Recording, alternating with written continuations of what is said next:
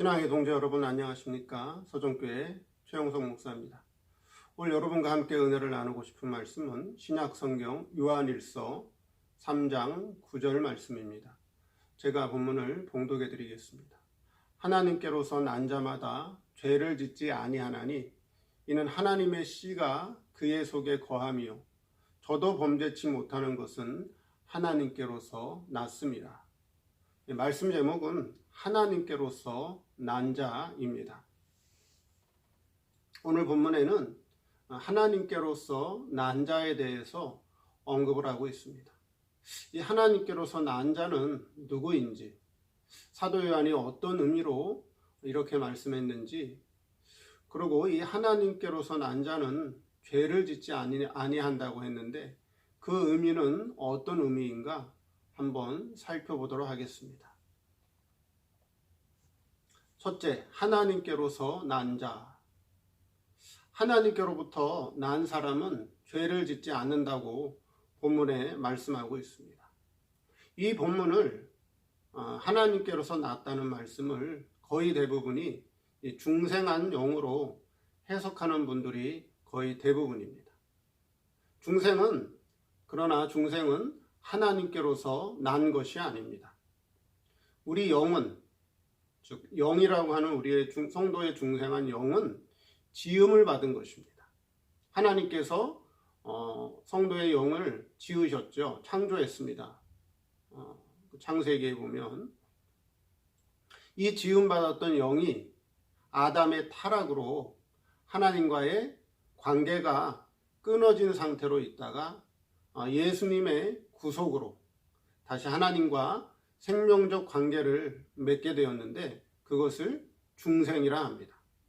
그래서 중생은 하나님과의 관계가 끊어졌던, 즉 사랑의 관계가 끊어져서 미움의 관계로 있던 것이 중생을 통해서 다시 하나님과 사랑의 관계가 된 것, 그것을 중생이라고 하는 것입니다.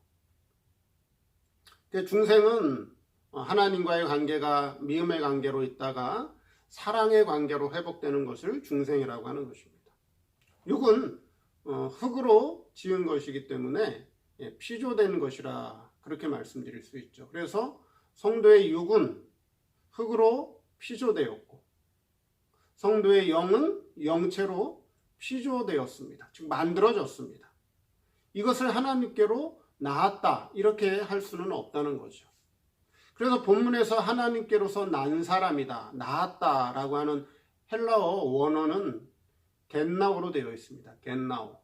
그 겟나오의 뜻이 뭐냐 하면 여자가 아이를 잉태해서 잉태한 아이를 출산한다라고 하는 뜻을 가지고 있습니다. 이 겟나오라고 하는 헬라어 원어의 뜻은 혹시 여러분 영어 성경에도 보면 여기 하나님께로서 난 사람, 하나님께로서 난 자라고 하는 영어 단어를 보면 is born으로 되어 있습니다.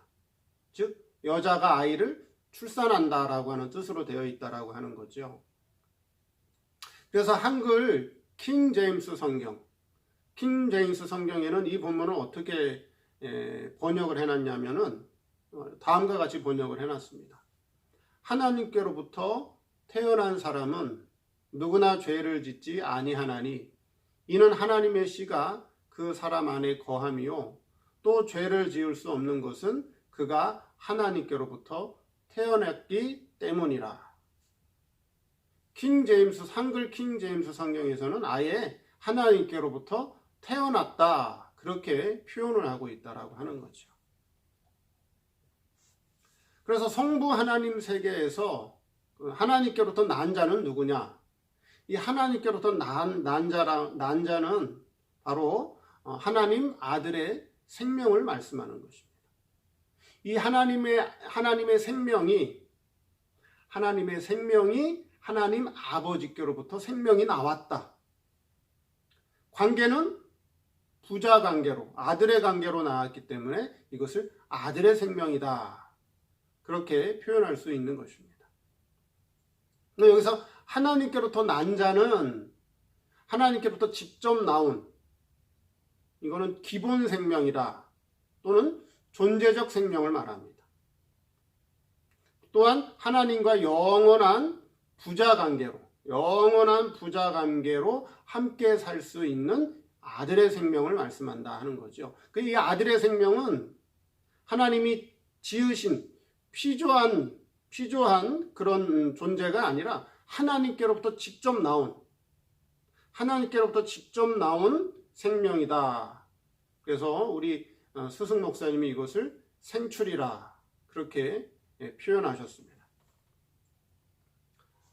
여러분 히브리서 2장 11절에도 이런 말씀이 있습니다. 거룩하게 하시는 자와 거룩하게 함을 입은 자들이 다 하나에서 난지라. 그러므로 형제라 부르시기를 부끄러워 아니하시고.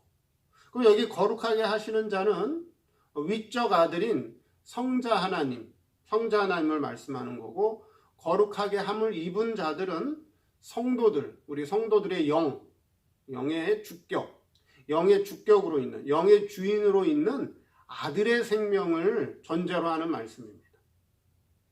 근데 위적 아들인 성자 하나님과 시적 아들인 이 아들의 생명이 다 어디서 나왔다고요? 다 하나에서 난지라. 하나에서 나왔다 하는 거예요. 한 분이 나왔다 하는 거예요. 그 하나가 누구예요? 바로 성부 하나님입니다. 성부 하나님으로부터 위적으로 발생한 성자 하나님과 그 다음에 아들의 생명이 시적으로 생출했다.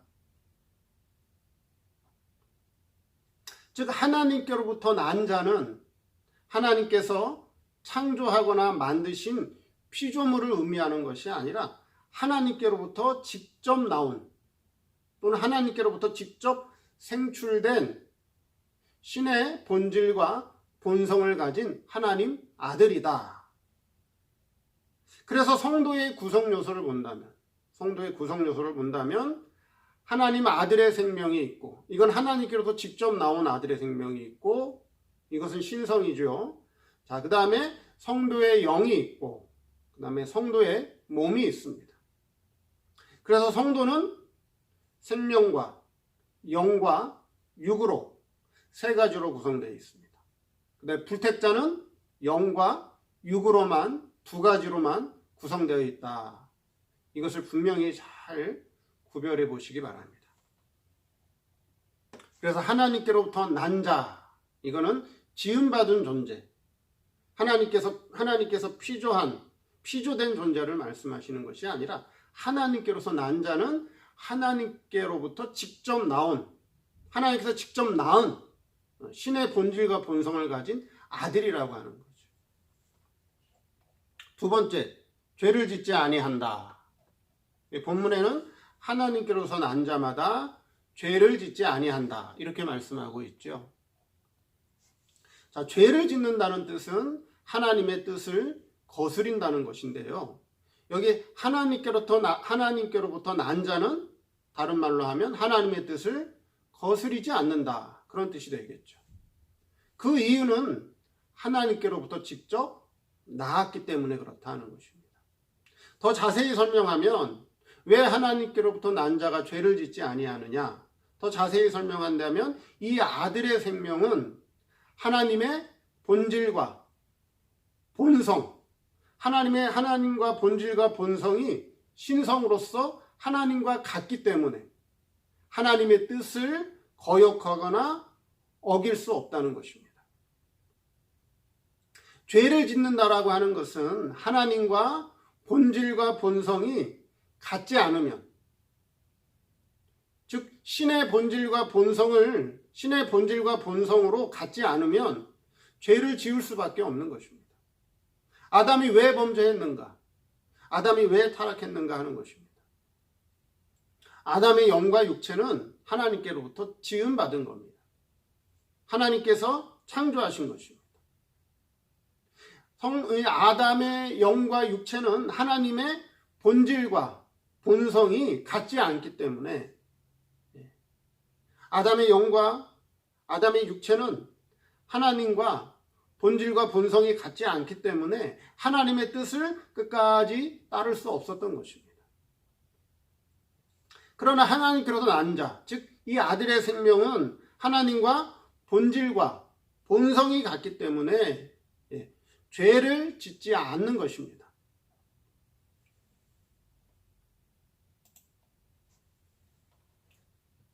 일반적으로 기독교에서는 이 죄의 문제를 가장 크게 봅니다. 그런데 실상 죄는 성도를 길러가는 데 있어서 하나의 과정에 불과한 것인데, 아직도 성도들이 이 십자가 구속만 보기 때문에 예수 그리스도 안의 세계만 보기 때문에 죄의 문제를 크게 보고 있는 것입니다. 성부 하나님 세계에서 시작된 이 생명 세계의 근원을 깨닫는다면 죄는 아무런 문제가 되지 않습니다. 죄가 우리 생활에 아무런 문제가 되지 않는다는 것을 우리 성도들이 바르게 깨닫게 된다면, 오히려 죄가 드러날 때 우리 예수님의 구속의 은혜를 깨닫고 그 구속에 감사하는 그런 생활을 하기 때문에 오히려 죄로부터 얻는 유익이 더 많다는 것입니다. 그런데 과거에는 죄를 지으면 마음이 찜찜하고 마음이 괴롭고 해서 회개 기도를 했습니다. 그런데 그런 생활을, 그렇게 회개 기도하는 생활을 계속해서 반복한다는 거죠.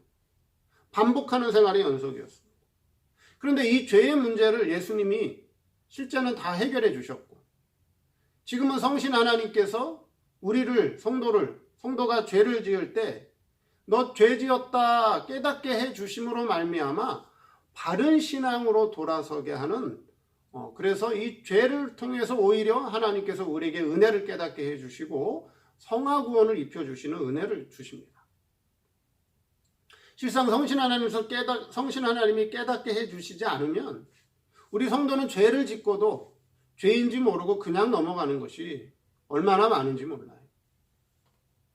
그래서 죄 지은 것을 깨닫게 해주시는 것은 너 죄 지었으니까 죄 용서받기 위해서 기도해라. 죄 용서하기 위해서 빌어라.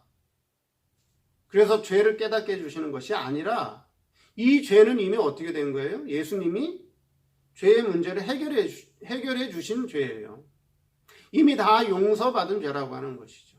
그래서 이미 다 용서받은 죄라고 하는 것을 깨닫고 이 죄의 문제를 해결해 주기 위해서 십자가에서 죽어주신 그 예수님의 은혜를 깊이 깨닫고 오히려 감사 생활하라고 하는 것이죠. 그래서 자기를 돌이켜서 바른 신앙생활에서 바른 성화 구원을 이루라고 하나님께서 죄를 통해서 우리 성도를 오히려 길러가고 계신다라고 하는 것입니다.